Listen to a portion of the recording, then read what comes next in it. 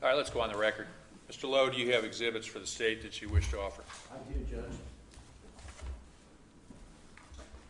The state would offer for admission states A, which is CSSC procedures for the scene. Any objection? No. It's admitted. B is photo log of scene. Objection? No. It's admitted. B1 through B256 are photos of the scene. B1 through B256 are photos of the scene. Were all those used in court, or did you pull some out? I showed him the entire photos. I didn't put them all completely, but I showed him the whole stack. All right, any problem with that, Ms. Menashe? No, no.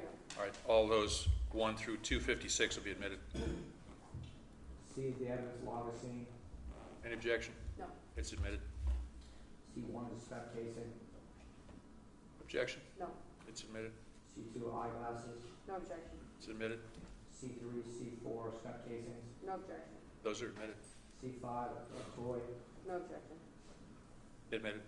C7, C8 casings. What about 6? You're not offering 6? Correct.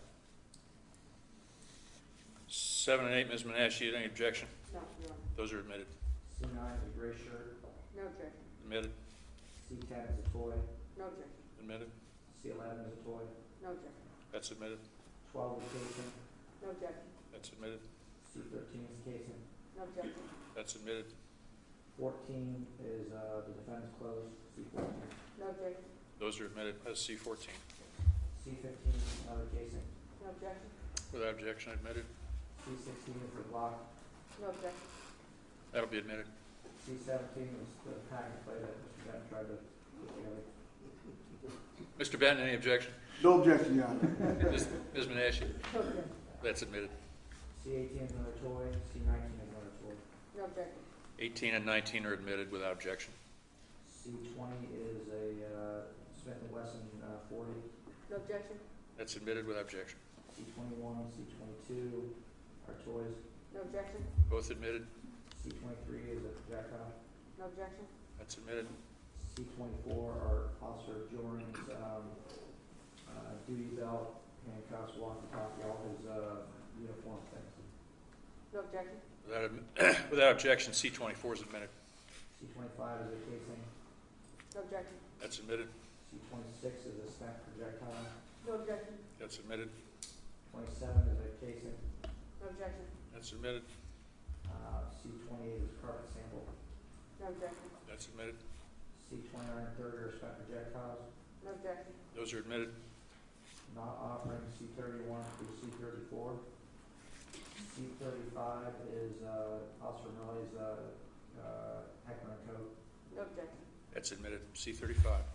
And then C35.01 through C35.18 are all of Officer Morales' duty belt, vest, and uniform things.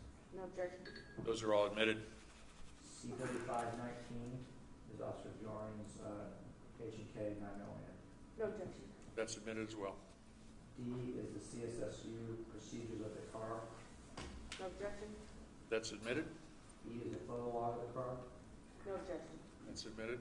E1 through E30 are photos of the car. No objection. E1 through E30 are admitted. F is the evidence log of the car.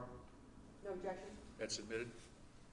F1 is a magazine with applies rounds. No objection. That's admitted. F2 is 2 pairs of air protection. No objection. That's admitted. F3 is a cognac bottle. No objection. That's admitted. F4 is a Hennessy bottle. No objection. That's admitted. For the record, 3 and 4 may be reversed according to my notes from what the witnesses said, but they're both liquor bottles, so it doesn't matter. 3 and 4 are both liquor bottles. F5, 2 pairs of eye protection. No objection. That's admitted. F6 are shooting targets. No objection. Those are admitted as F6. G is a sketch of the scene. No objection. That's admitted.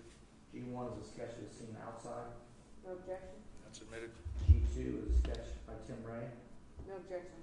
That's admitted. G3 is a sketch of the Stacy County Files. No objection. That'll be admitted. G4 is a sketch of Jim Mason. No objection. That's admitted. G5 is a sketch of Daniel Best. No objection. That's admitted. G6 is a sketch of Colin Phillips. No objection.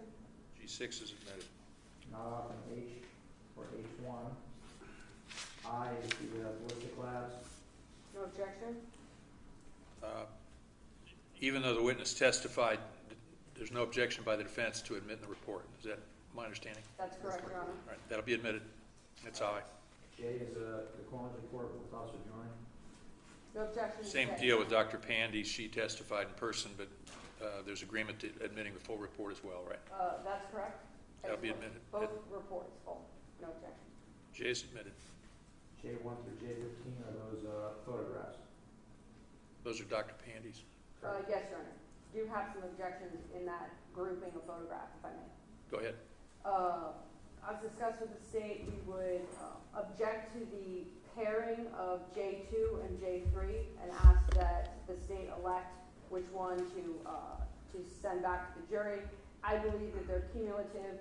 I know and anticipate the state will say, well, one is a far away shot and one is a closer shot. I would argue actually that those photos are taken in quite similar proximity from the lens to the wound. So that's J2 and J3. The same argument made with respect to J4 and J5, which is depicting the exit wound of the head. J7 and J8, although those are duplicate photographs of the same wound, the defense does not have an objection to those because, in fact, Your Honor, one of those is quite far away from the wound, and then the second is a much closer shot. However, J10 and 11 object to that grouping as well. So just to be clear, it's two groupings of three, asking the state to only send back one photograph, as sending back two is cumulative, and given the nature of these photographs, of course, just a more prejudicial than probative issue that we're always trying to avoid. You have those handy.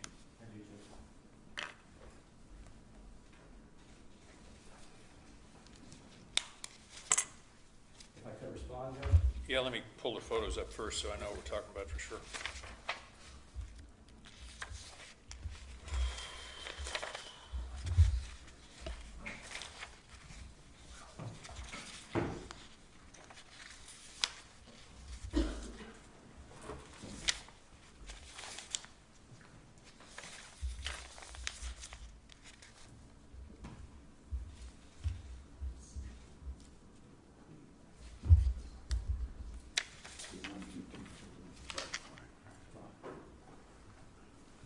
Go ahead, Mr. Lowe.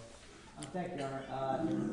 There were dozens of autopsy photos. I voluntarily withdrew many of the photographs. I only used a select handful. I met with Dr. Pandy. She picked out the ones she thought would be helpful. The different views do describe different ways entrance and exit wounds are. And she herself, the one who said, this one would be helpful to describe this one would be helpful to describe that. But I pulled out, if there might be 10 of those shots, and I used 2 of them because she said those would be helpful to her. So I think they're not overly prejudicial when there's not that many there. Yeah, I agree. I don't think, I mean, in theory, we could cut out one of each of those 3 sets, but the witness's testimony talked about all of them, and I don't think they're unduly prejudicial. So I'll allow both J2, J3, both J4 and J5, and both J10 and J11 to be consistent with Dr. Pandy's testimony yesterday. As to the rest of the J exhibits, Ms. Menasche, is there any objection to any of the rest of the stuff? No, Your Honor. Those will all be admitted then. Thank you, Judge. Yes, sir. K is the coroner's report in regards to Anthony Morelli. No objection. That'll be admitted. K1 through K6 are the photographs. No objection. Those will be admitted. K7 is spent projectile. No objection. That's admitted. L is Officer Moyes' boots, Jansen Lucas strap. No objection. That's admitted. M are Officer Joran's morgue items. No objection. That'll be admitted. N are the defendant's personal items that were the wallet and such. No objection. The Exhibit N and the material in that is collectively admitted. That's correct, Your Honor. All right. O is a spent projectile. No objection. That's admitted.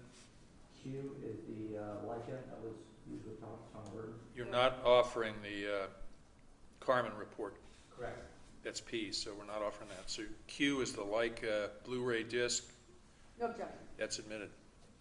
Actually, Judge, just for the court's edification, he said Blu-ray. It's non-Blu-ray to play on the laptop here. Oh, all right. Are we going to have a laptop if the jury wants, for some reason, to see it? Yes. That we can send back that's clean? Yes. All right. I think the court may, well, the instructions are tomorrow. I was just going to say the court may want to add that to instructions that if there's any equipment they think they need to exhibits that the bailiff would provide? Well, bring the computer over. That's often the only thing they ask, but I generally don't have to prompt them. If they want to see something, they ask. I've talked to Cheryl, we'll get the computer. All right. We're up to R. R is the 911 calls. No objection. Those are admitted. S I had was my exhibit list, and the court has asked me to clean that up and. Well, Burton testified to whatever exhibit list I have as an S. That was mine. That was yours? Yes, I have it, what's in it, just so we can keep track of whatever you want. Any problem with that? No, the only thing is it's Mr. Lowe's work product, and we usually don't send those back. Okay. That's We usually fine. don't have 300 exhibits either.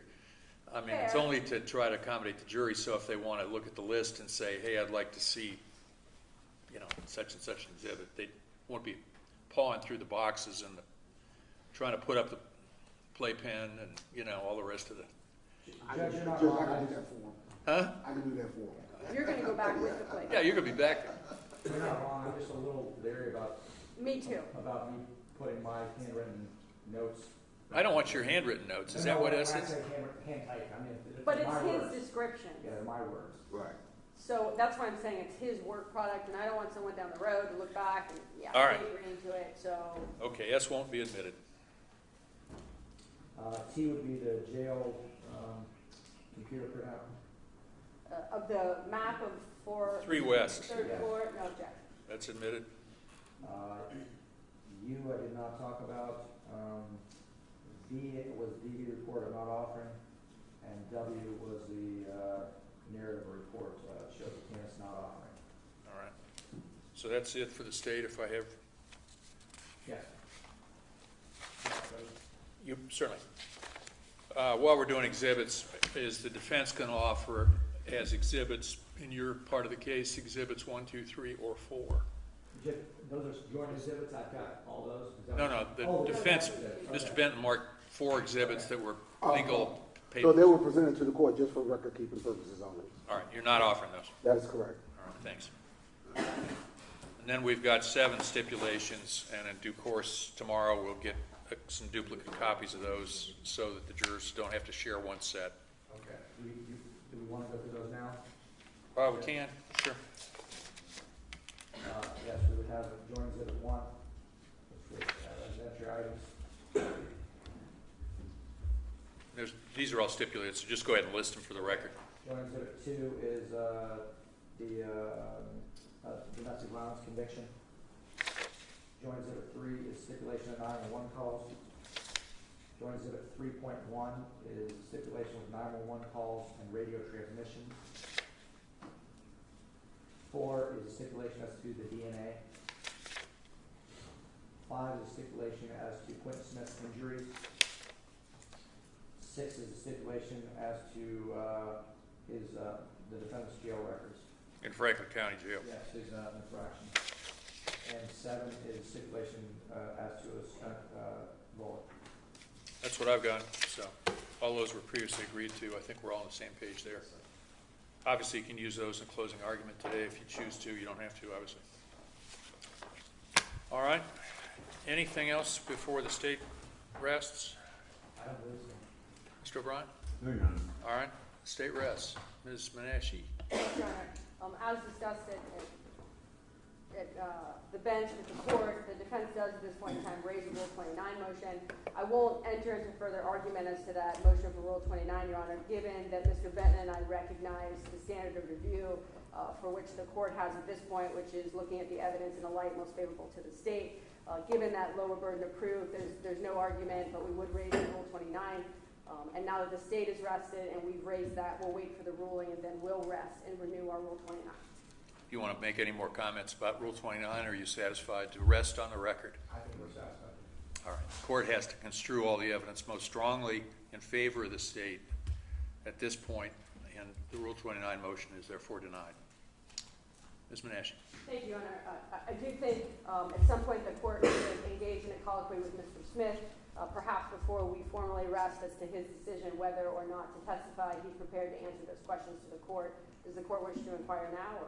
I'll inquire now. Mr. Smith, you have an absolute right to come up and be a witness in this part of the trial if you want to, or you have an absolute right to sit there simply watch your lawyers fight the case for you. Do you care to testify, or do you want to waive that opportunity? All right, sir. Anything else you think I need to get on the record, Ms. Menashe? No, Your Honor, the defense would rest and renew our Rule 29 motion. Mr. Lowe, anything you want to say further? No. Rule 29 will be denied. All right, now, anything else before we bring the jury in? Are you, Mr. O'Brien, you going to use the screen? Should I put the screen down? Yes, Your Honor, I will eventually. All right. Is there anything that you need, Mr. Benton, out of the exhibits that you don't have out here in the room? No, Your Honor, everything will be from my iPad. Okay, I just didn't want to have to stop and go get the pack and play. All right, I think we're ready. Go ahead and get the jury, please.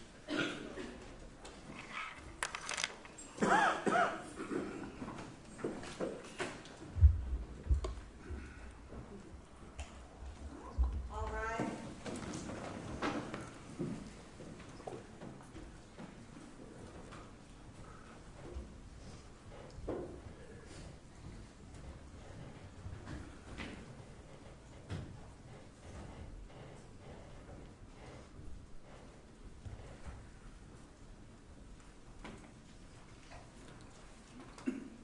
Good afternoon, members of the jury. Please be seated and be comfortable.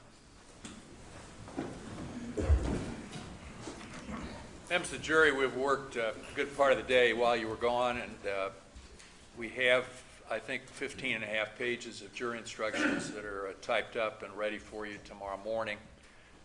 In addition, we've got the verdict forms done, so the case will move fairly quickly tomorrow morning when you get the opportunity to come back and deliberate. This afternoon, we're hearing the closing arguments of the lawyers. They have copies of the verdict forms and the jury charge, so they can argue against what we've all worked out as the law that you need to have to help guide you through this part of your work. The state has rested their case formally after virtually all the exhibits that you saw were admitted into evidence. The defense has likewise rested its case. Mr. Smith has elected not to testify in this part of the trial, which is his constitutional right. And as I've told you, I think several times already, it's his choice whether or not to testify. That's not evidence of anything, and it can't be used against him or used to color the evidence in any way. So at this point, because the state has the burden to try to prove the charges against Mr. Smith beyond a reasonable doubt, the state, under Ohio law, gets to open and close the arguments. The arguments, again, are not evidence, but they're a concerted effort by the lawyers on both sides to pull together the evidence and pull together the legal rules and give you a sensible understanding of how they think you ought to sensibly decide the case from their different perspectives. So please give the folks that are going to argue today your attention, and we'll press ahead. Mr. O'Brien? Thank you, Your Honor. May it please the court, Ms. Menashe, Mr. Benton. Ladies and gentlemen of the jury, as Judge Fry just told you, what I'm about to say is not evidence in the case. You've heard all the evidence, and that evidence is from the witness stand. The state called 12 witnesses to testify under oath in this courtroom to explain what they saw, heard, and what they know about this incident that happened on February 10th of last year here in Franklin County on Crosswind Drive in the city of Westerville. And we just went through this morning the exhibits with Judge Fry, and the state has marked and had identified close to 300 exhibits of information and evidence that you'll have back in the jury room to consider in determining your verdict in this first phase or trial phase of this trial. At the outset, I want to thank you for your attention in the proceedings. At the same time, I want to apologize for myself or Mr. Lowe if there's anything that we did during the course of the trial that you thought we should not have done, or in representing the state that you thought we should not have done, and ask you that you hold that against us individually and not against the case that was presented on behalf of the state of Ohio here in this courtroom the last 3 full days of testimony in the case. You'll recollect that Candace Smith met the defendant, after having gone to high school with him in Euclid, you'll recall that she testified she started dating him when he was in Columbus in 2012 or thereabouts, that they later became married in 2014, that they had a child, Azaria, that it was a abusive relationship, an abusive marriage, that I think she testified that she had called the police on approximately 10 times to come to their residence, the Westerville police. Several of the officers had actually been there before, they testified. As recently, I think Officer Colin Phillips the week before, and had a conversation with both of them. On none of those occasions had they made an arrest, but you'll remember after some questions of Candace Smith, she had gone to the Westerville police in person to make a report in the fall of 2017, and had talked to the officers there about the procedures to obtain a temporary protection order. The defendant in this case, on that morning, he had been staying at a dorm up in Northeast Ohio. He had training to get a CDL, or commercial driver's license, to drive large trucks, and he came on the Thursday before to visit Candace and his daughter. And he stayed there at the apartment on Crosswind Thursday night, Friday night, and on Saturday morning, when making preparations to go back to the dorm, he took her vehicle, the white vehicle that we saw in the garage in some of the photographs. And you'll have all those 256 photographs in the jury room with you that you may look at, be they photo of her vehicle in that garage where they went to smoke. You'll have photographs of the scene, that Leica or 3D display that Officer Burton showed us yesterday. You will have that back in the jury room, as well as computer equipment available for you to review. The sketches, the crime scene search unit took of the scene, you will have back with you, as well as the individual sketches that each of the officers who responded to the scene shortly after this shooting drew at the request of detectives who were investigating this. But that morning, that car was driven, I believe she testified, to Walmart to get some provisions to go back to the dorm, and the defendant became enraged such that he called on FaceTime from the Walmart store asking, who is this fella, Anthony, who has an item in the car with his name on it? Why is that in the car? And he became angry that this person was in the car and suspected his wife of cheating, and became enraged during that conversation. She prepared herself, I might add, for his arrival back home, and when she heard the door downstairs, she could tell, she testified, he was still upset, despite the explanation that Anthony was a co-worker who went to a seminar training the day before. She gave him a ride. She had to take him to his father's house to get a car because Anthony's fiancée had a cancer disease that she had been hospitalized on, and he didn't have his car. So, being a good co-worker, she had given him a ride to his father's house to get a car so he could go visit his fiancée. That explanation didn't satisfy the defendant. He became upset, as he had in the past. Mr. O'Brien, let me interrupt. Would you put your camera down now? I think you've got plenty of pictures. It's clicking, and I can hear it all the way up here, and we've got jurors right next to you. That's fine. Thank you, sir. Go ahead, Mr. O'Brien. Sorry to interrupt. Thank you, Your Honor. I didn't hear a single click. I guess but when he got home, he was upset, and he went looking for Candace as he had in the past. She had said he had assaulted her in the past, and she was upstairs, I believe, with her baby in the other room. He came in, and she was on the phone, what? Talking to who? Her testimony was she was talking to his mother. Talking to his mother, and she put it on speakerphone, and his own mother said that she was going to call the police. So his own mother told him that morning, you may be seeing at your apartment in Westerville police officers. Candace also called the police, and we heard her hang up 911 calls. She testified she didn't want him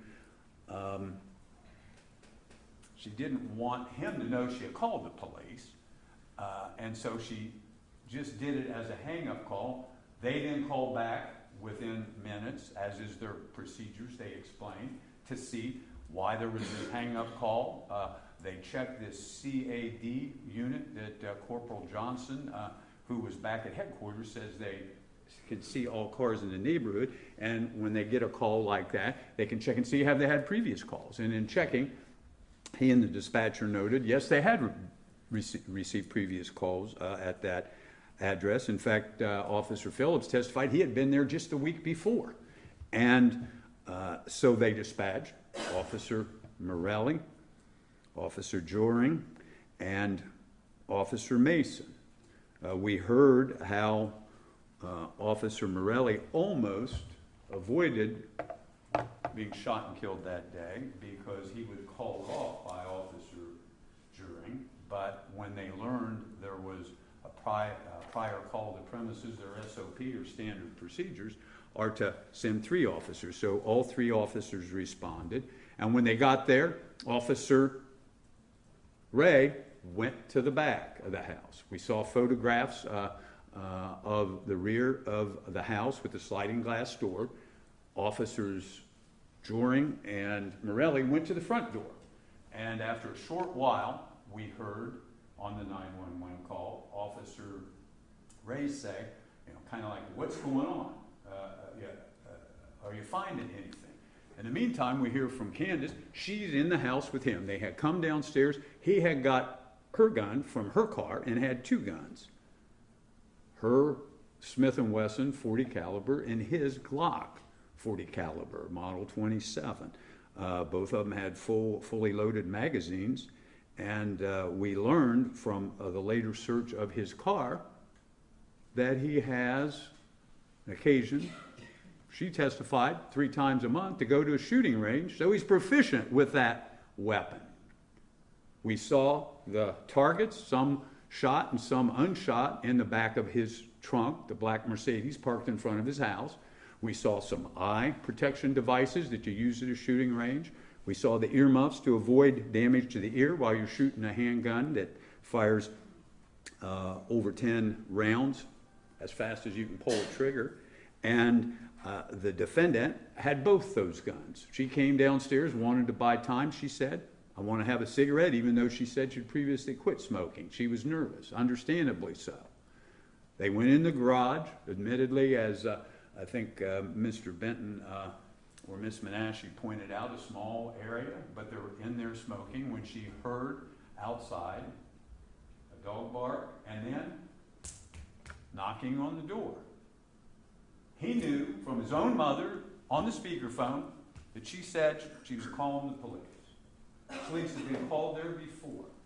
What was his response? He took, first trying to give the guns to her, because he didn't want to have them in his hand at that point in time. They walked to the front, and he stashed the guns 1/2 step away from that door on those 2 cushions. Candace's gun was found there after the shooting. It was item 20, I believe, that you can see on the crime scene sketches. But he held on to his Glock 40 caliber weapon, cracked the door, looked around, and he saw, what? 2 police officers. There's no question who's knocking on the door at that point in time. 2 Westerville police officers who've been there before. He knows they're police officers. They're not detectives in plain clothes. They're in marked cruisers and a navy blue uniform with a patch a badge, tactical gear. You can see on Officer Juring's outer garments, it says police. He knows who's there. Now what does he do? When he cracks the door, she, knowing he's in range, knowing he has a gun, pulls the door back a little bit more so they know what's going on when they ask, we got a hang-up call here. She said, he just beat me and he has a gun. And what did he do then? He grabbed that gun in the cushion and he fired at point blank range to those two officers. We have seen throughout where Officer Juring's body was located, right there at the door. He did not go far after that door was cracked and after the defendant grabbed his gun. And what did Candace say that she heard as she stepped back before shots were fired? Don't do it. The officers commanded the defendant, don't do it. And then he grabbed his gun and shot the officer, Juring first at the front door where his body was found, kind of off, leaning to the right, shot, as we said earlier, right between the eyes on the top of the forehead. Dr. Pandy testified yesterday that was a fatal wound, cause of death. You can imagine a shot like that. Officer Juring is not continuing to fight the defendant or struggle for long, although the evidence shows he got off 3 shots himself from his handgun, which was a 9mm Heckler & Koch handgun that was recovered from the scene. In the meantime, Officer Morelli and the defendant, as Candace runs outside in the cold weather, in the snow, to avoid herself getting shot. She comes back after the first shots end and looks in and sees the defendant on top of Officer Morelli. Officer Morelli had 1 gunshot wound and he got off 3 shots. But it was right here. The coroner said it entered next to his left nipple, crossed, pierced his lung, the outer covering for his heart, and ended up on the right side. It was removed at the autopsy, and I think it's the subject of a joint exhibit. Officer Ray got around there quickly, but at that point in time, he saw the defendant over on the side of the pack and play, but in front of the fireplace, in the area near that tile that we have seen in the photographs, and Officer Juring not moving up by the front door. Officer Morelli to the left, leaning back against that sofa, trying to breathe. Told him he had difficulty breathing. They tried to help Officer Morelli.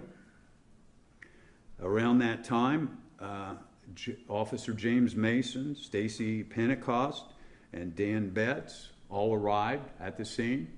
What did they find? They didn't know what was present at the premises. The 2 officers testified, Pentecost and Mason, that they went upstairs to see if there was anybody else upstairs. They didn't find anything. They did a quick search. They came back downstairs and tried to render aid to the 2 officers.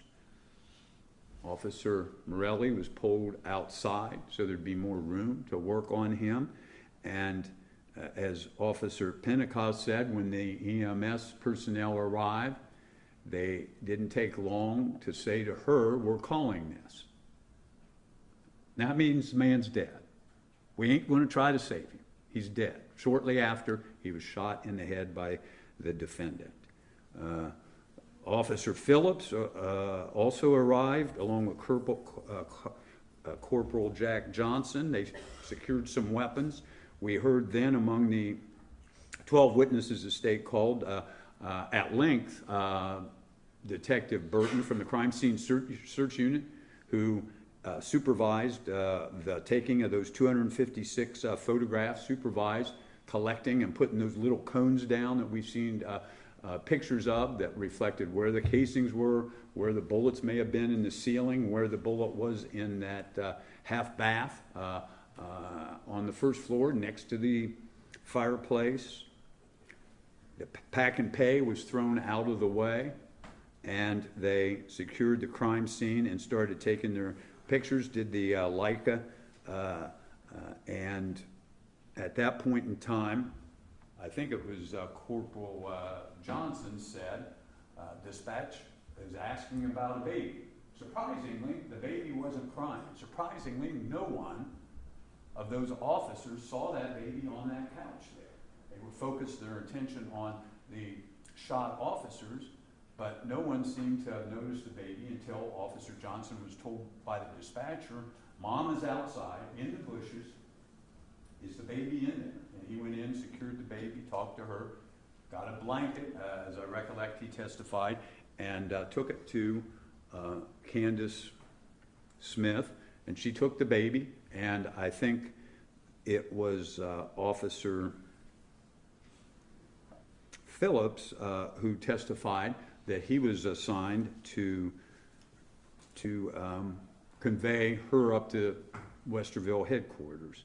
And it was there that she remained for several hours and was interviewed as the police continued their investigation. What have we then found happened since that day of the crime? Well, the police did an investigation. They collected the evidence of the scene. We secured the 911 calls, and it brings us to this courtroom here today. And since then, several additional witnesses the state called in this case. Jason Sanders, inmate in Franklin County Jail, and Deputy William Carmen, a supervisor in the county jail, and Kelby Ducat and Dr. Pandy were the remaining witnesses the state called to prove our case and to prove it beyond a reasonable doubt. The cause of death is not in question. The victims are not in question. The fact there were law enforcement officers is not in question. The fact the crime happened here in Franklin County is not in question. State submits it's not in question that the defendant knew they were police officers, both from his mother on the speakerphone and his comment to Candace at the door. You called the police on me? And that was right before she said to the officers, standing at the door, he just beat me and he has a gun. But what does he do at that point in time? Instead of saying, officers, arrest me. Officers, listen to my side of the story. Officers, she's lying, if he wants to say that. But what does he do? And again, Mr. Lowe, I think in his voir dire, asked a question about how do we know what someone's thinking? Well, you know what they're thinking if they don't say what they're thinking, then or later. You look at what they do, what the facts and circumstances surrounding their conduct. So what does Quentin Smith do that day? He grabs a gun. Now, why do you grab a gun with two armed police officers at your front door on a repeat visits for domestic violence? Why do you grab a gun? You only have one intention. The intention is to shoot those officers. Ladies and gentlemen, as the judge mentioned, we went through the instructions of law, and it's certainly not my intention to replace the judge's role in this proceeding to give you the law, but at least because we know now today, as we're arguing the case to the jury, what those instructions are going to be. The judge has given us leave to talk about the legal instructions, and at least in this, if I could have, Your Honor, the screen turned on, the state would like to go through the elements of the primary charges. The indictment in this case has 5 counts. The first 2 counts, aggravated murder. Count 1 is Officer Morelli. Count 2 is Officer Joring. Count 3 and 4 are mirror charges of murder. The judge will tell you in the instructions you receive tomorrow, the state's entitled to charge all crimes implicated by the evidence, and in this case, quite clearly, aggravated murder of those two officers are crimes implicated by the evidence, as well as the related crimes of murder. Murder by virtue of causing serious physical harm with a deadly weapon. And then the final count that you'll consider is count 5, domestic violence. Knowingly causing or attempting to cause harm to Candace Smith that morning. Punching her, choking her until she passed out. Photographs taken that day show, if you look at them carefully, the scratches on her neck from being choked, a bruise on her left forehead, marks on the left side of her face where he punched her, she said, as he had never done before. And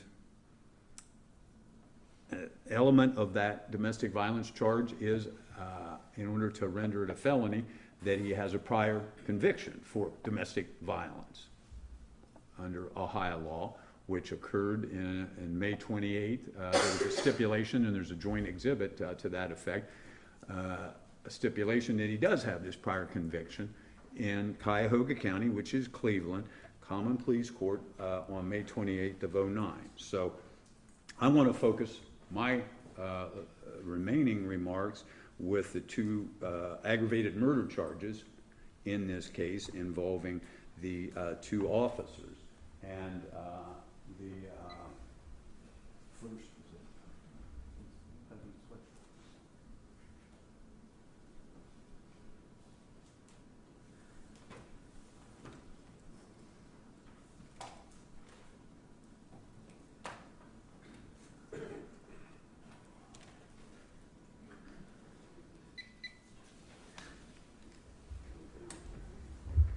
and there on the overhead screen, ladies and gentlemen, this case, State of Ohio versus Quentin Lamar Smith, and count 1 charges aggravated murder under Ohio law. The date of the offense is February 10th of 2018 within Franklin County. Purposely caused the death of Anthony Morelli, who was a law enforcement officer when the defendant knew or had reasonable cause to believe the victim was a law enforcement officer. I want to go to the next count, which is also aggravated murder, and essentially count 2 is the same as count 1. The elements are the same, the date, the location. The only thing different is another law enforcement victim. And so I have made the word purposely in all caps and bold there for you, because I want to talk a little bit about purpose in this case. Purpose, the judge will tell you, is someone who acts with a specific intention to cause a specific result. It's not an accident. The evidence in this case does not show that either of these officers were killed due to an accident. It is not any evidence in the case that it was unintentional. The evidence in this case is that they were purposely shot and killed at that scene when responding to the domestic violence call. And if we look at Candace Smith's testimony, we have the defendant, and I mentioned it earlier, going to the firing range 3 times a month. The evidence from his Mercedes I already mentioned as well. He put 2 guns in the cushion next to the door. She said, "He beat me and has a gun." The police then said, "Don't do it." Officer Tim Ray hears gunshots at 12:14:23. And that was 74 seconds, I think, as Mr. Benton said in his opening statement after that inquiry. Have you heard anything there at the front door? Have you seen anybody? Are you knocking? Is there an answer? And Mr. Benton seemed to suggest that this happened quickly. 74 seconds is a long time, ladies and gentlemen. And I have one of these watches that has a stopwatch on it, and I have in other cases hit the stopwatch and then stood here silently as those seconds ticked off, all 74 of those. But I don't want to have you sit here for 74 seconds while I just stare and this Garmin watch ticks away those seconds. But 74 seconds is a long time to form what? A purpose about what you're doing and to carry out that plan. 74 seconds is a full minute and 14 seconds. And it's after he had heard his mother on the speakerphone that's noted up there. And let's look at the 911 call that happens immediately after the shooting. The 911 operator says, 911, what's your emergency? Candace Smith, please help, please help. Operator, what's wrong? Tell me what's going on. He shot the police officers. Please hurry up, please hurry up. The operator, your husband did it, where's your husband now? My daughter is in there, please. Okay, where's your husband? 312 Crosswind, I don't know, but my daughter is in the house, she's 1 year old, please, 312 Crosswind, please. Okay, there's a 1 year old in the house with your husband, yes. And your husband shot the officers. He shot the police officer, yes. What's your husband's name? Please, Quentin Smith. Please hurry up, please, please, please. That's the evidence immediately after the incident. Candace Smith describing to the 911 operator concerned about her daughter. What did Jason Sanders tell us about purpose? Jason Sanders told us he's in the jail, minding his own business, in that cell on the end, the defendant's in the cell down next to the shower. He told him that he does go to the shooting range, and he told him, and I wrote down this quote, that he saw an officer in back, again reinforcing from his own mouth that he knew there were police out there, and he saw two at the front door, and that he was, quote, going to hold court in the street before he went back to jail. Now, how do you hold court in the street? You hold court in the street by taking it into your own hands with the handgun right next to you on the cushion and shooting in, killing those officers because he wasn't going to jail. And he had no choice once he reached for that gun but to kill the two officers after he shot and killed Officer Gearing right at the front door. He had no choice but to kill Officer Morelli at that point.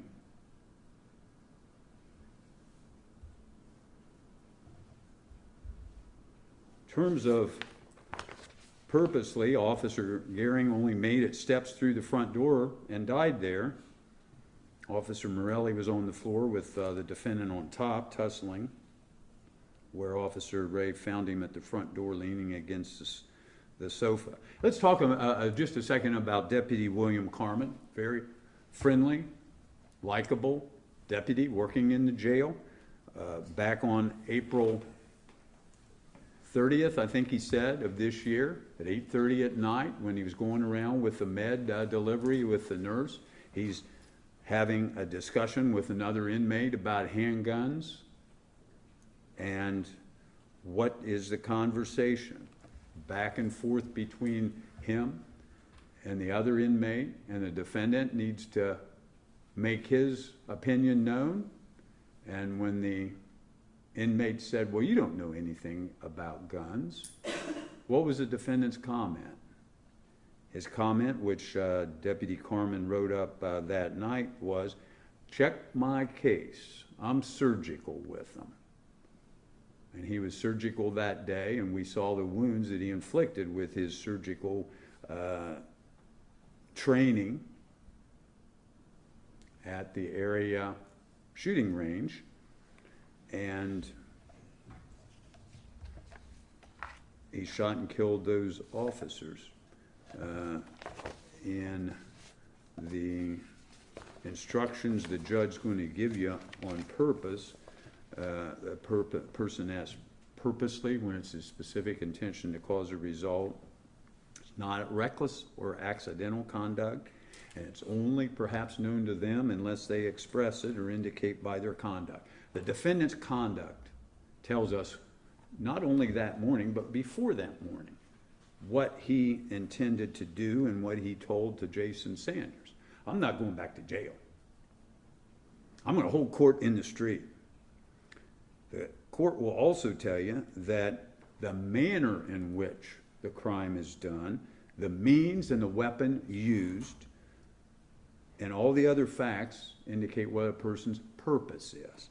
And if a wound is inflicted with a deadly weapon, firearm, a Glock 40 caliber semi-automatic handgun, certainly fits the definition of a deadly weapon, that if you use a deadly weapon in a manner calculated to destroy life, firing it at a human being, the purpose to cause death may be inferred by the use of the weapon. He didn't fight the officer. He didn't, go like that. He grabbed a gun. What's his purpose when he does that, ladies and gentlemen? His purpose is to shoot each of those two officers that morning. And the state, because we have the burden of proof, and Judge Fry already relayed that, has the opportunity to address you twice, but here in our opening statement, we submit that through those 12 witnesses, almost 300 exhibits, the 911 call, the testimony of Deputy Carmen, the testimony of Jason Sanders, the crime scene itself, that we've proven beyond a reasonable doubt that the defendant purposely caused the death of Officer Morelli and purposely caused the death of Officer Jeering, and both of them were law enforcement officers just trying to do their job that morning and didn't make it home. And we expect in our statement after Mr. Benton has a chance to discuss his view of the evidence, submit we've proven our case and proven it beyond a reasonable doubt, and we believe that the evidence supports a finding of guilty on each count, on each specification. The aggravating specifications on each count mirror the charge itself, and that is purposely causing the death of a law enforcement officer who's known to be a law enforcement officer. And then the aggravating specification in each of those counts also is 2 or more victims, which should not be in doubt either, given what we have learned the last 3 days. So again, I want to end by thanking you for your attention and asking for a finding of guilty as to all counts and all specifications. Thank you. Thank you, Mr. O'Brien. Mr. Benton. Thank you, Your Honor.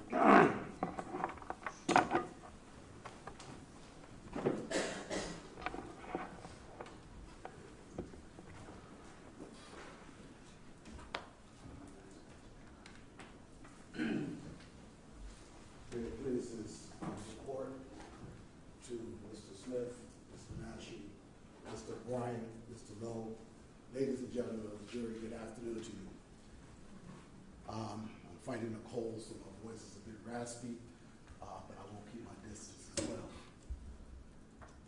I want to thank you, first of all, on behalf of Mr. Smith and Mr. Nash and myself for the time and the attention that you have devoted to this process. This case has moved rapidly, but notwithstanding its speed, this still involves a very weighty and heavy decision that you will ultimately be called upon to decide. This is not an easy case, and we forewarned you during the voir dire process that this is a case that will invoke a number of emotions and even tears as you witnessed during the course of this trial.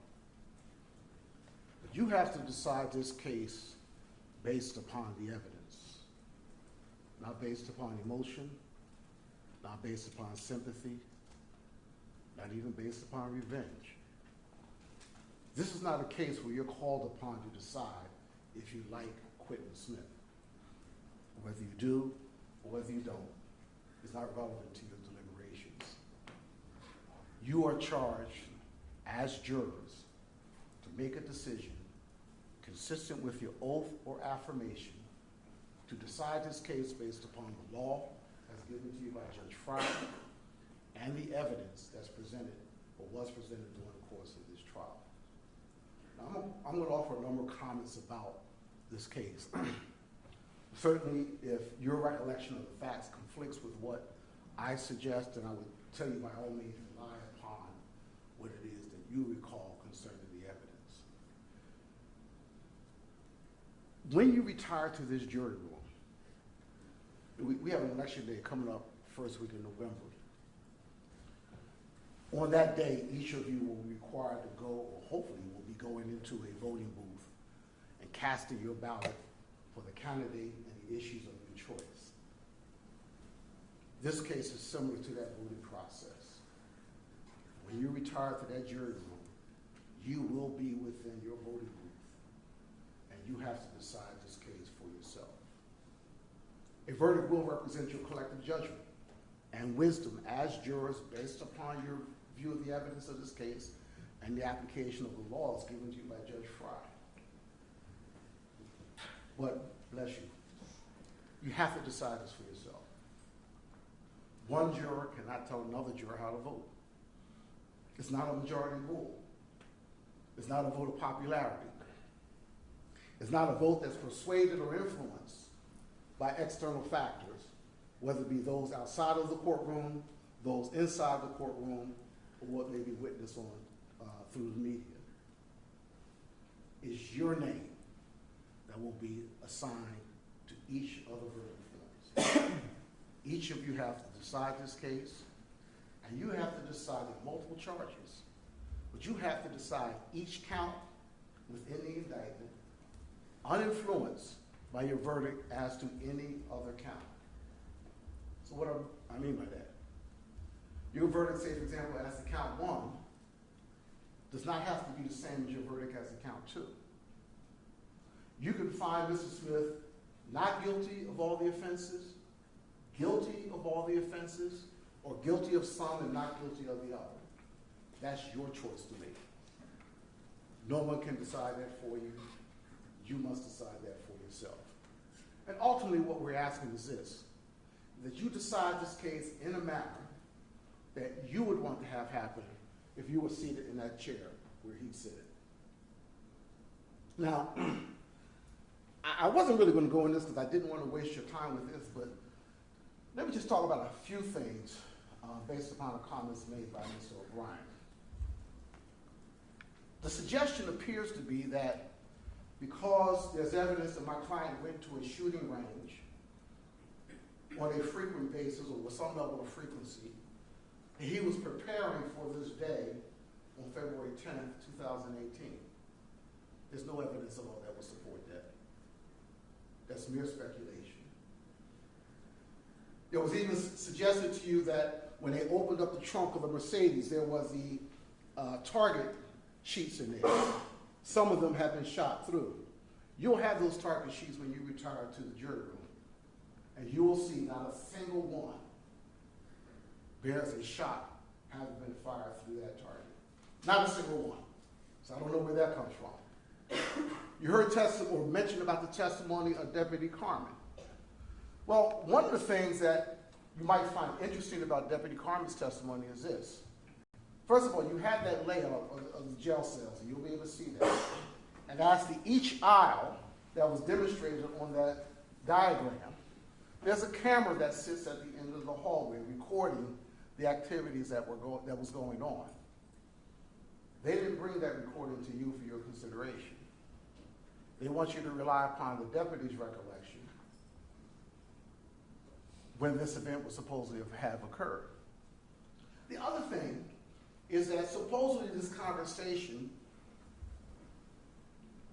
took place in the presence of a third person. They didn't bring that third person to you for you to listen to or to hear what they had to say about what took place. And then they rely upon Sanders. Sanders, a con artist. We all know that. He comes in here, performs, and he's an upstanding citizen. Those were his words. I'm here to seek justice. No, he's not. He's here to try to get a deal. He wasn't successful, but the fact that he wasn't successful does not deny the fact that he was seeking something for his testimony.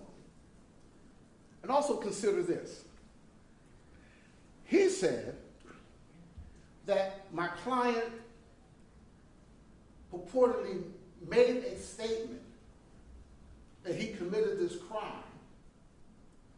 because, in part, he was concerned about all the drugs in the house. You'll see tons of photographs that will be submitted to you for purposes of your consideration. The police officers were there in that facility for over the course of 2 days. I guarantee you, if there was dope found in that house, you would see it. There'd be a photograph of it. It would have been a part of the evidence that's presented in this case. So clearly he's lying. Here's the other thing. He says that Mr. Smith looked out, he saw in the back that there was an officer, and that raised his concern. Well, the testimony you heard from Candace Smith was that when she heard movement outside, particularly the dog barking, they were in the garage. That's the garage here.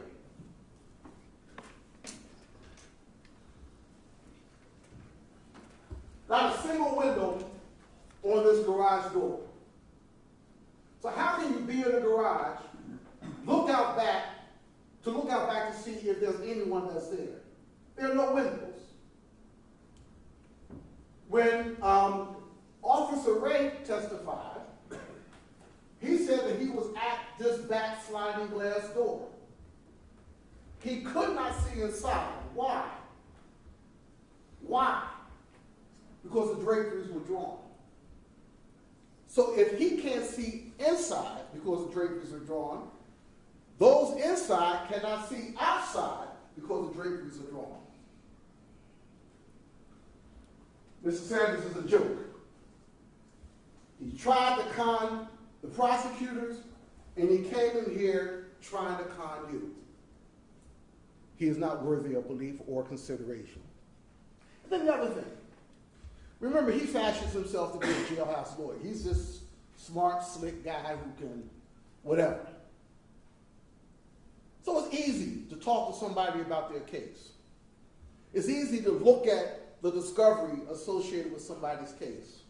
It's easy to watch the television that's available to the inmates while they're in jail and put together bits and pieces to try to contrast or create a story that benefits who? Him. That's why he was in here.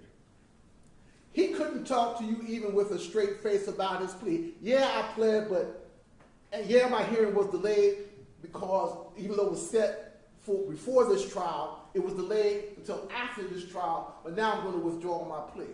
Does that make sense? He didn't get what he wanted from the prosecutor, so now he wants to try to withdraw his plea. He's not worthy of belief. But I want to talk to you about the evidence. Not about the distractions, but about the evidence.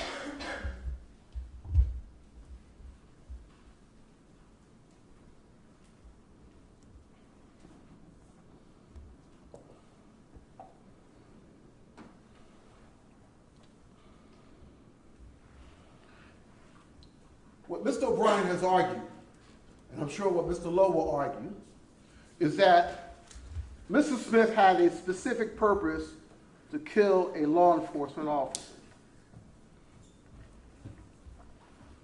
I would suggest to you that the evidence does not support that conclusion. February 10th, 2018. I will submit to you that for that date, neither Officer Morelli nor Officer Jory had this event marked on their calendar. I will surmise that they went out as they do on any other day to do their duty, to go on a routine patrol, and to handle the matters that they typically come encounter with as a law enforcement officer. This was not the expected end of their day. This was not anyone's expectations of the end of the day.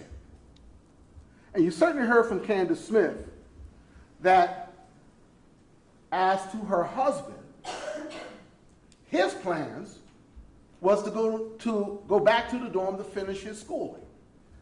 How do we know? And if you take a look at State's Exhibit B-124,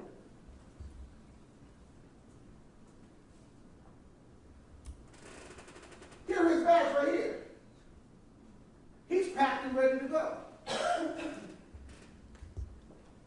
His jacket's here. He's got a couple garment bags or a couple bags there with clothes in it, consistent with his plans to go to school. He didn't pack his bags to kill a police officer. Candace told you that he'd even gone to the store to gather some food items to take back with him. You don't go to the store to get food if you're planning to kill someone. Now, yes, there was a contentious relationship between Candace and Quentin. That relationship resulted in various 911 calls.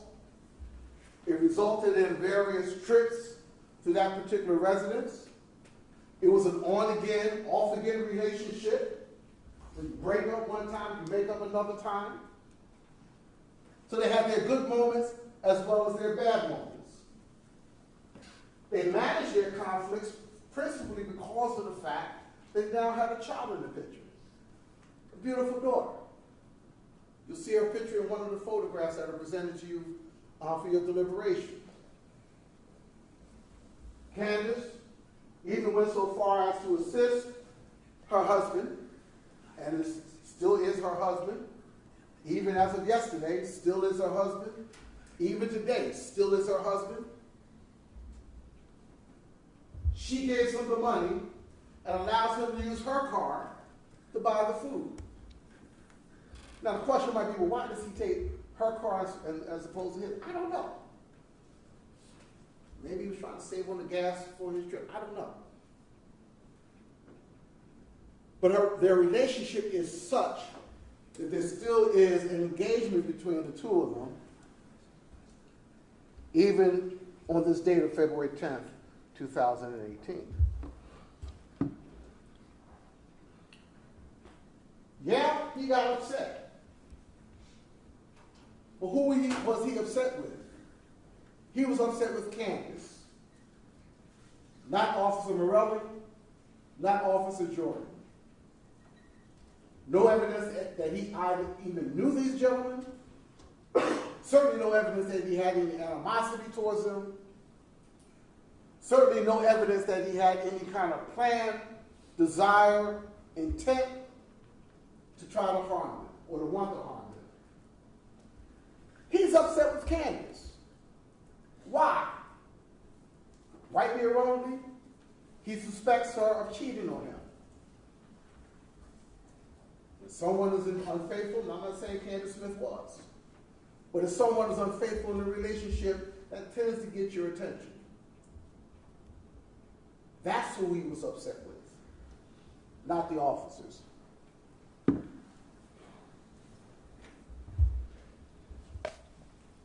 And when the police got the call, in fact, you heard somebody else say, by all accounts, this was just another routine run to this residence that they made before. Again, no expectations of any violence, because I would suggest to you that if they had anticipated that this was going to unfold in the way that it did, God bless you, it would have been more than just 3 officers arriving at that scene.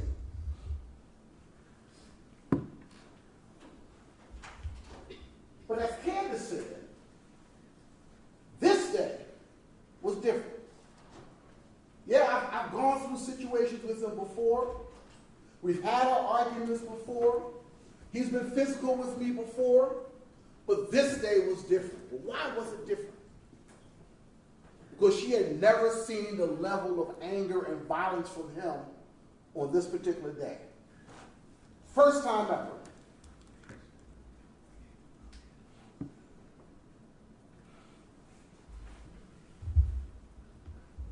And even after the officers arrived,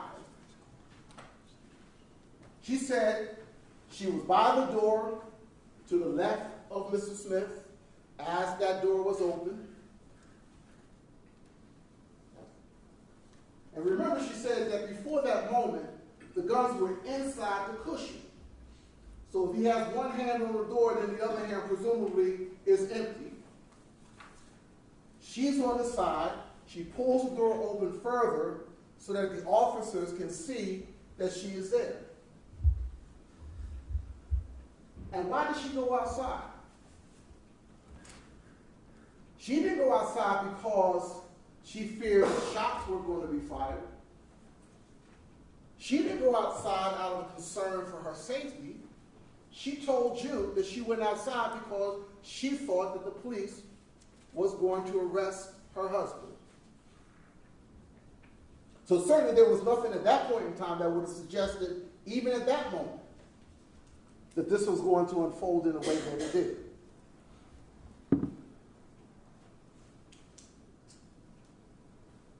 You have the timelines. It's Joint Exhibit 3.1.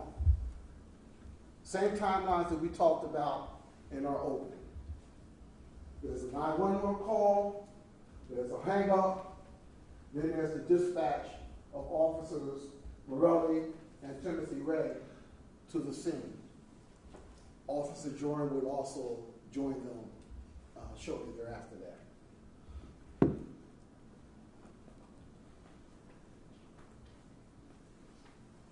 12:10, all 3 officers report that they're on the scene. Officer Ray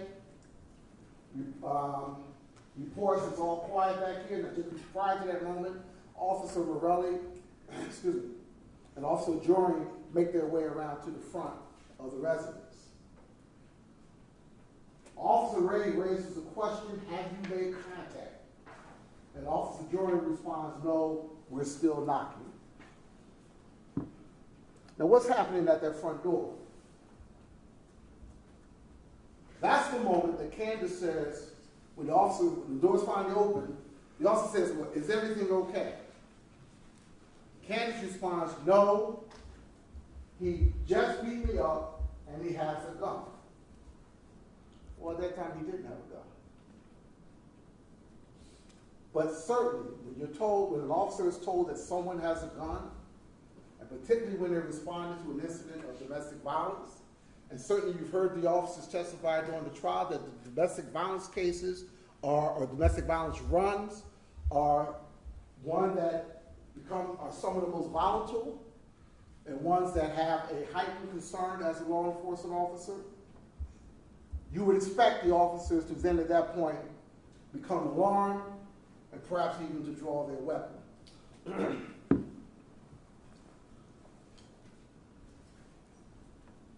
As any good trained officer would do, they respond to the situation at hand.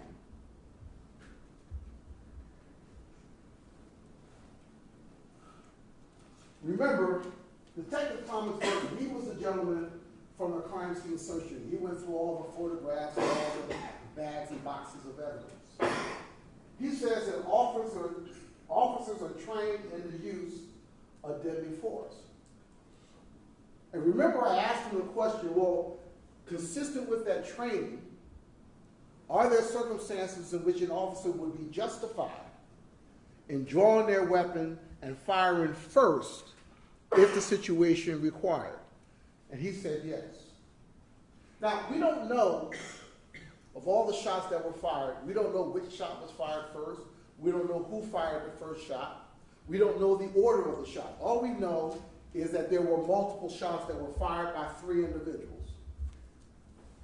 But certainly I would suggest to you that it is well within reason that either Officer Girelli or Officer Jury or Officer Morelli would have fired the first shot. Again, it's not a criticism of them. If they did, that would certainly have been very reasonable, it would certainly have been very understandable, and it certainly would have been consistent with their experience and their training. Now, it's at that point, when that first shot is fired, then you hear Officer Gray reports shots are fired. That's within the sequence of time that unfolded on that particular day. We talked initially about 74 seconds. 74 seconds was from the time that that first 911 call came in until the time that the first shot was fired. But from the time that Officer Jury says that we're knocking at the front door until the time that that first shot is fired, or that first shot is heard, that time frame is 60 seconds.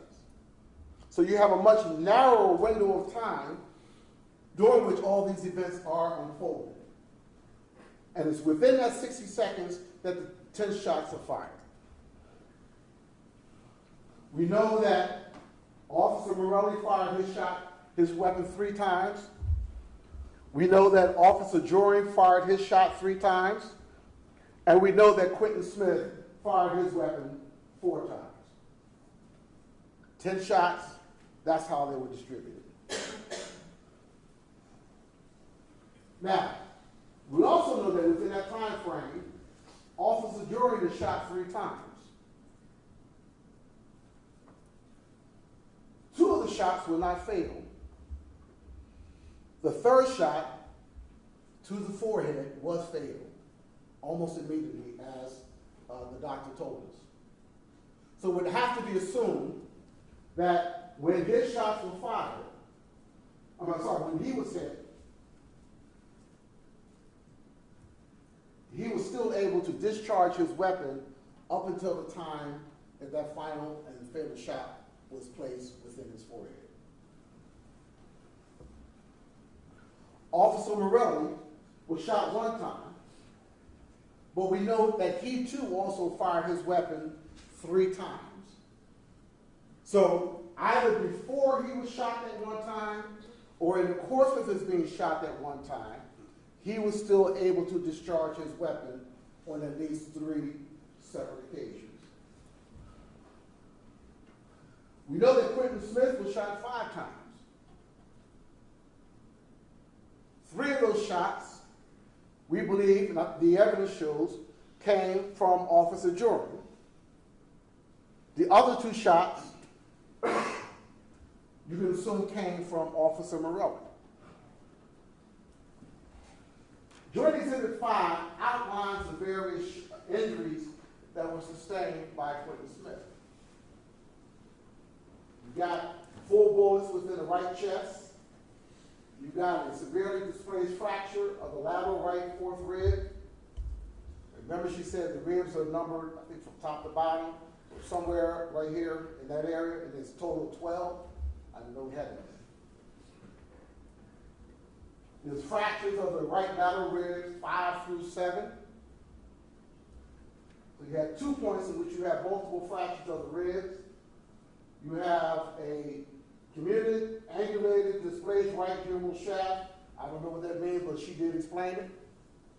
That tells us, and we're talking about, I believe, this area between the shoulder and the elbow, that was also fractured by virtue of the bullet strikes.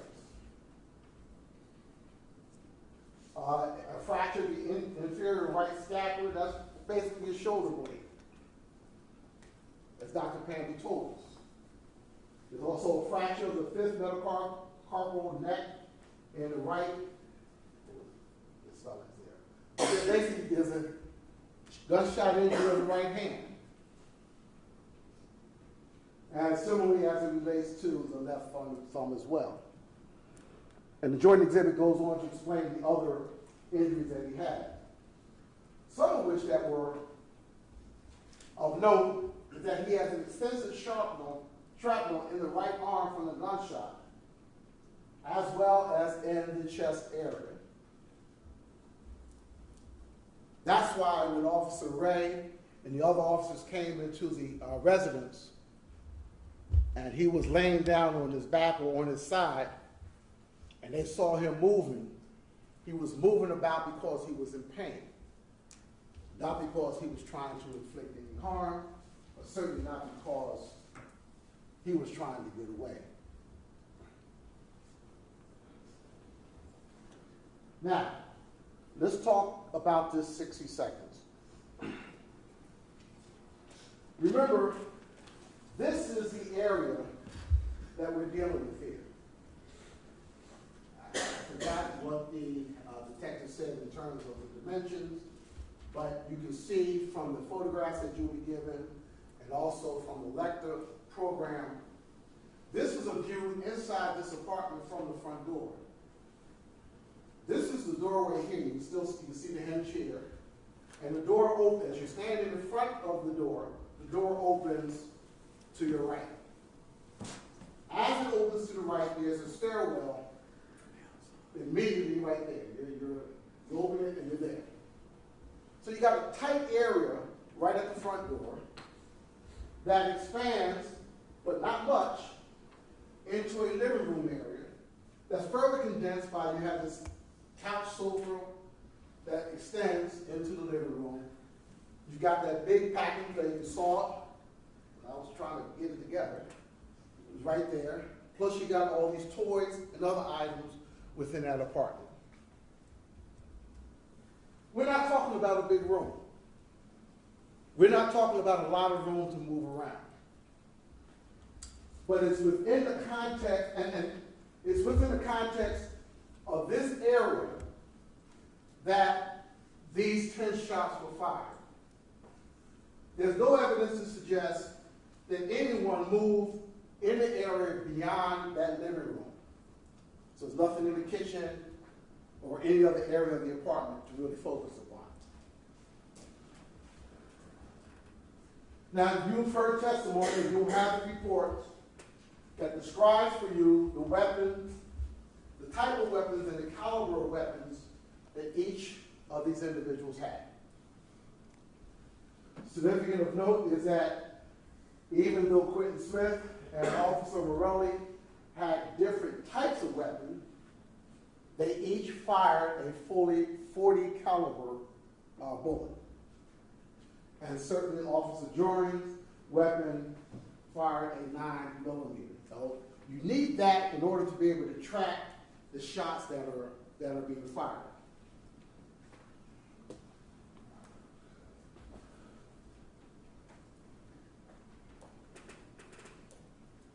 You'll have in the jury room for your consideration, this is a diagram which is State's Exhibit G of the interior of the apartment. And again, there's at the bottom of the diagram, you'll see there's a little scale, or not scale, a chart or a guide, so that numbers correspond to the different locations within that room. It may be a little bit difficult to read, but it is there. And so what I'm going to point out for you is not an indication of the order of the shots, because we don't know, nor am I pointing out for you the direction that the shots were fired, just simply the locations where these shots, or where certain items were found relative to the shot. So item 1 is a spent shell casing, Winchester 9mm Luger. We know that that came from the weapon of Officer Joring. Item 3 was on the front was on the floor in the front of a Chase Lounger, and that's a spent shell casing Winchester 40 Smith & Wesson. Item number 1 was found in the northwest corner of the living room at the front door. The next item is item 4. Like item 3, item 4 also came from the weapon of Officer Morelli. Item 4 was found on the floor in front of the fireplace. The next item is item 7. That is a spent shell casing Winchester 40 Smith & Wesson that's found on the tile in front of the fireplace. That came from the weapon of Quentin Smith. Item 8 also came from the weapon of Quentin Smith, and that's a spent shell casing Winchester 40 Smith & Wesson. Item 12 is a spent shell casing Spear 9mm Luger that came from the weapon of Officer Jory, and that's on the towel in front of the fireplace.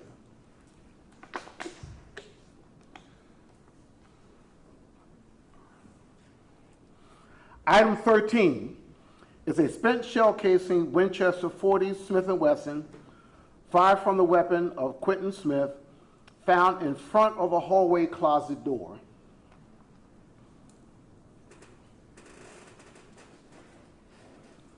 Item 15 is a spent shell casing Winchester 40 Smith & Wesson fired from the weapon of Quentin Smith that's on the shelf of the TV stand. You remember it's kind of wedged in the middle of that shelf there. Item 16, on the floor in front of the TV stand is the firearm of Mr. Smith.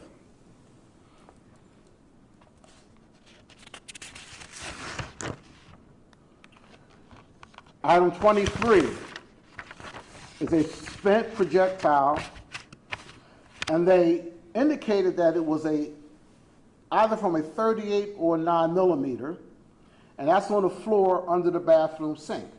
Remember, that was the shot that came through the wall. They had the dial that showed it from going through the wall on the right side of the fireplace and ending up inside of the bathroom under the sink. Well, we know that there were no .38 caliber weapons that were used during the course of this incident. We also know that a .38 caliber weapon could also be fired by a 9mm weapon. So it's safe to assume that that particular firearm came from, excuse me, Officer Jory. Item 25 is a spent shell casing Winchester 40 Smith & Wesson in the bouncy chair at the east end of the living room. That came from Officer Morelli. Item 26 is a spent projectile, 38/9mm, that we believe came from Officer Jory. That's inside the pack and play. Item 27, a spent shell casing Winchester 9mm Luger that was fired by Officer Jory. Item 29, in the ceiling at the base of the step is a spent projectile from the weapon of Quentin Smith. That was at the bottom of the steps. There was a hole in the ceiling. They had the dial and they showed the angle. That's that particular weapon.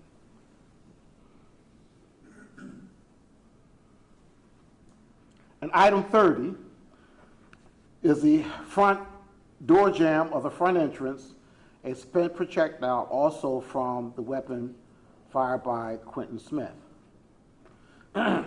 What's not shown on this diagram is, of course, there was a spent .40 caliber projectile that was recovered from the body of Officer Morelli that was fired by Mr. Smith, and there were four projectiles recovered from the body of Quentin Smith. Well, those items were never tested, nor were those items, I don't know those items were presented during the course of the trial.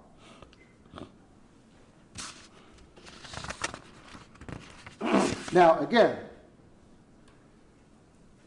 not all of these arrows indicate bullets or projectiles. They indicate shell casings and projectiles. But it does demonstrate the level of activity that occurred within that apartment within that short time frame of what we would suggest to you was 60 seconds or maybe even less.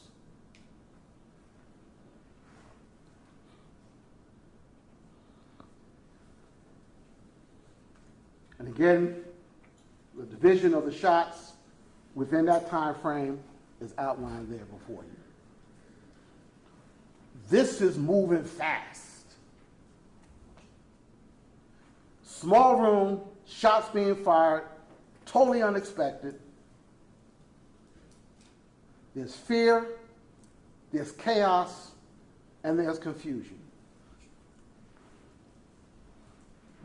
Now, I want to talk to you about two key witnesses, and the reason why I'm saying they're key from this standpoint, they are, for the most part, the eyewitnesses to this event, to the extent that you have an eyewitness. Everyone else who came to testify came after the fact. They came after the scene was secure. They came afterwards to render aid. They came afterwards to collect evidence. But in terms of what took place at the time, or as close as possible to the time that the events unfolded, that would be Candace Smith and Officer Timothy Ray, who was also referred to as T. Ray during the course of this trial. And I want to point out a couple of things relative to their testimony where I think there are some important distinctions for you to give consideration to. When Officer Ray said that he heard the last shot fired, he was at or close to a window outside. Candace Smith said she heard the last shot fired as she was beginning to run outside. Now keep in mind, she said that she left the residence because she thought that her husband was about ready to be arrested. When she heard shots fired, she then ran down to an area where some bushes are, just in front of a little alcove there. He then says that she came back to the residence to try to get her daughter, that she goes inside, she almost reaches her daughter, then she hears this shot fired, and she runs again. That shot that she said she heard would have to be the last shot that Timothy Ray heard. So they're both hearing the same shots. Now, who's more accurate in terms of when that shot took place or what was taking place at the time that the shot occurred is what's significant. This is State's Exhibit B64. That arrow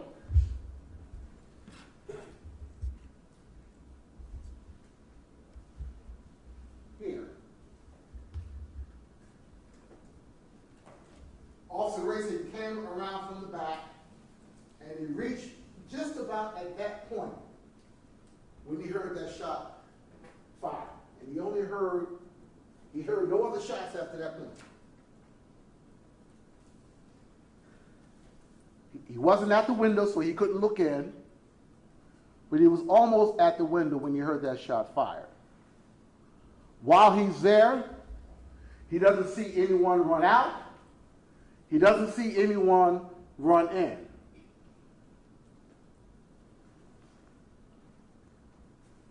Candace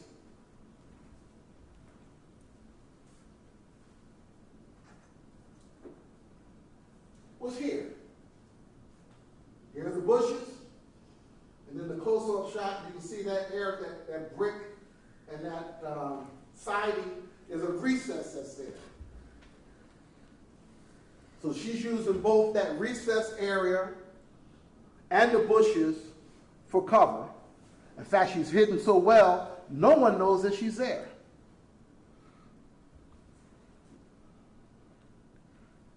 That third arrow pointing down, that's the residence where the shooting took place. It's impossible for Candace to have seen what she claims that she saw, given where she was situated.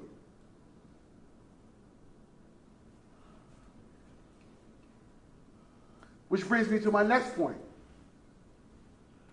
When Officer Ray came inside the residence, he said he observed Quentin Smith laying flat partially within a collapsed playpen, or pack and play, whatever you want to call those things.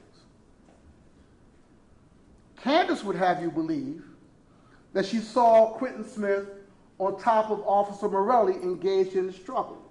Remember, she's saying she's making this observation immediately before she hears that shot fired. She can't be in two places at the same time. I'm suggesting to you that what she's claiming she saw never took place. The arrow that you have there approximates the point where Officer Ray saw Quentin Smith partially within that pack and play. I'm not saying it's precise, but it's an approximate area.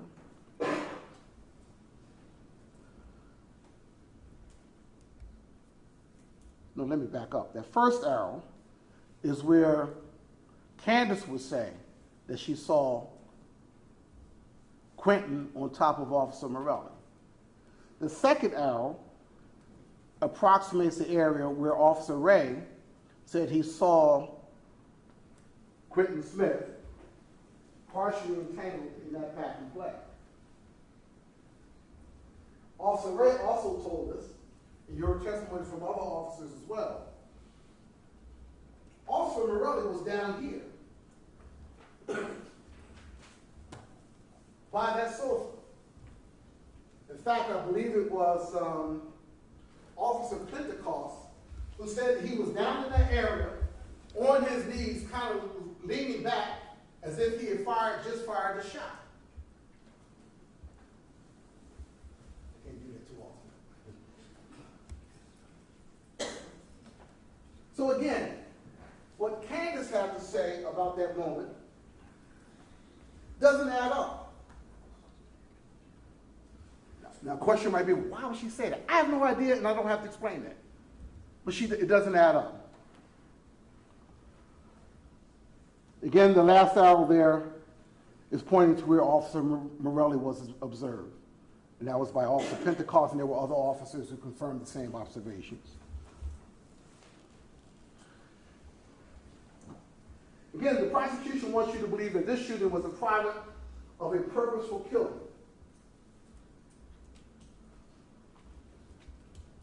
They practiced target shooting. He went to the range. He had formed a purpose and intent long before February 10th, 2018, that he was going to kill some police officers. Well, again, if that was his purpose and intent,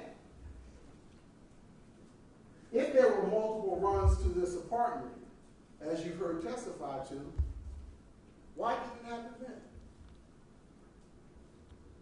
Mr. Smith never had such a purpose. This was an unexpected, panic, and confusing unfolding of events that resulted in the unfortunate death of both Officer Joring and Officer Morelli.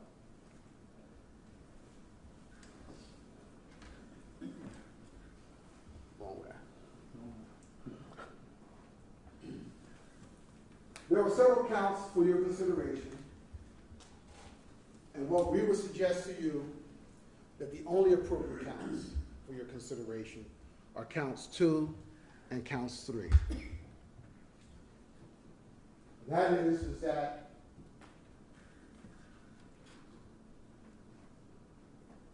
he caused the death of Eric Joring as a proximate result of committing or attempting to commit felonious assault. There's also comparable count as it relates to Officer Morelli. I just copied that out of the jury instructions. This is not a case of aggravated murder. This is not a product of any other theory of aggravated murder. This was a murder that took place during the course of the commission of the offense of felonious assault. The police responded to this location on a domestic violence charge. They did not respond to this situation. This was not a booby trap. This was not a situation where the officers were called to the scene because he was laying in wait.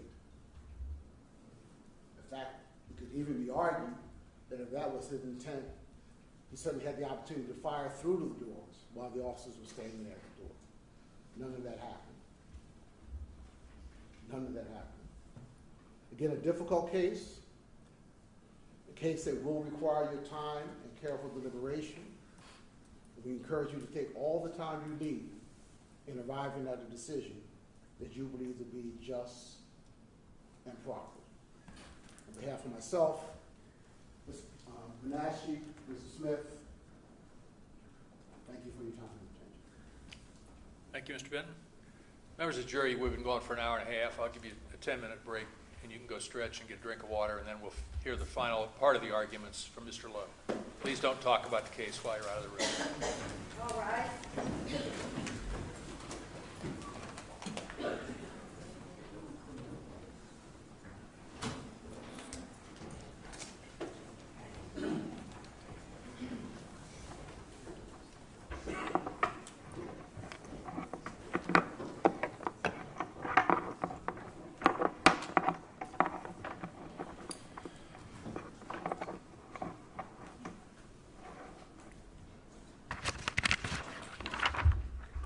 Slow, you going to want the screen, or should I turn it off? You're not, Judge. Okay, I'll shut it off.